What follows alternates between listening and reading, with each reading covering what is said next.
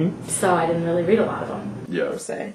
Yeah, well, and I think on some level, maybe this is totally cynical, but I think plenty of people also, like, don't read the books for English class, because I know that I myself occasionally was like, got 10 pages in and was just like, this book, I'm never going to like this book, forget it. And if you ask people, like, what did you think of the book, it's totally easy to BS your way through questions like that. Whereas if they say, like, what color was that guy's shoes, like, you can't, like, be like, oh, well, I thought they were, like, a beautiful purple color, like, when they weren't. So, like, I think on some level, teachers are just paranoid that kids, like, aren't doing the work, and they need to, like, make sure that they're doing the work by any means. But I think those of us who are doing the work occasionally suffer because we're constantly having to, you know, the focus of the class is like on the people who aren't doing the work, not on the people who are doing the work, was definitely my experience in high school as a whole.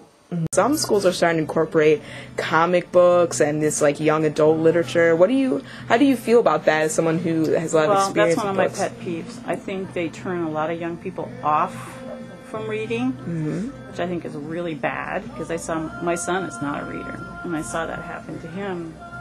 He just got turned off to it, and I know there are adults who have expressed that in here. So I agree with the comic books and anything, and I think kids should be allowed to choose what they want to read within reason. So you actually got to choose your own. The only thing I would disagree with is we sat in a lot of classes reading Shakespeare aloud. I don't think Shakespeare should ever be read. I don't think any kids should have to read Shakespeare. They should be seeing well-acted Shakespeare. Because to me, it's just boring on the page. Yeah.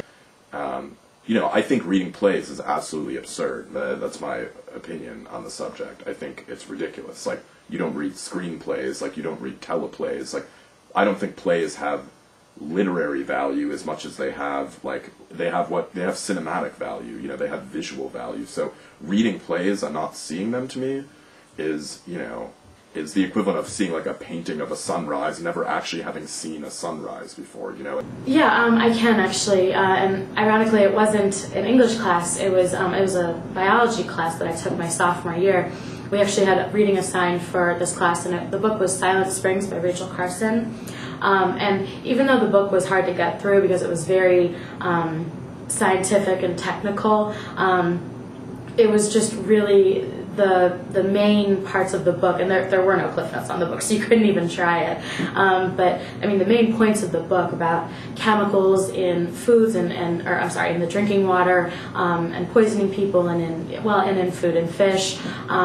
It really just had an impact on me, because, you know, when I first saw the list, like, oh my gosh, I have to read more books, not just for English, but for biology. Like, give me a break. But the way the teacher taught it, and it wasn't to scare us, it was just to try and make us more aware, because I would never have picked up a book like that. Do you think there's any ways that you can think of that would help teachers connect the material to students' lives better, or any ways that you can think that your teachers did it? I think he was able to really kind of bridge the gap between literature and real life by, I don't know, making the students really, really do their own connecting instead of just trying to tell them what they need to be seeing there. Like, he was more of a guide than a teacher than anything, and I think that was a big, big part of my love for literature. Especially like maybe in literature, have you ever felt impacted by a teacher in your education, like in a meaningful way? Actually, two teachers in my high school, Mr. Brown and Mrs. Brown, they were married, actually. He was an English teacher, and she was this ethics teacher. She would also teach like remedial math class for LD kids, but they both gave me books and reading material that to this day I still have and still like to give to people, and have totally like changed my way of thinking about certain things. How did you feel that they were able to impact you? Did they do anything specifically as teachers? Just listened, talked. Yeah. So what do we have to learn from the people around us? During the course of my studies, sometimes I think I get so caught up in academia that I forgot that everyone around me has been to at least secondary school and may have their own ideas about school and what they loved or hated about reading. What surprised me was the low expectations I had for many people. I found myself shocked that when asked the question, "What are you reading right now?" every single person I interviewed had a book in mind.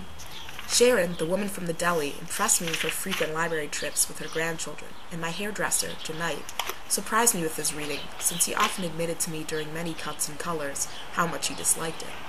Is it possible I may be transferring these preconceived notions, and thus low expectations, about who looks like a reader to my students? I noticed that many people use rereading as a reading comprehension strategy. How often do we get taught about this in school, and how often is it used? It seems simple enough, but I don't ever remember rereading passages in school. Reading was for homework, and reading the assigned passages again seemed to be a waste of time for teachers.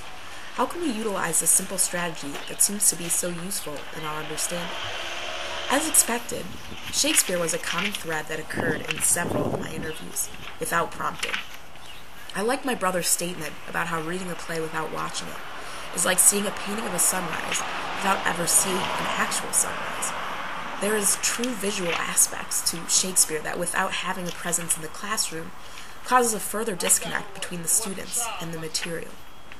I wonder, too, if in this media and digital age, that slowly we are becoming more visual and maybe even less imaginative people. How else can we incorporate the visual in literature, besides just watching well-performed Shakespeare? To echo Dylan's final statements, I've learned that overall I can be a better teacher through conversation with open ears and an open heart.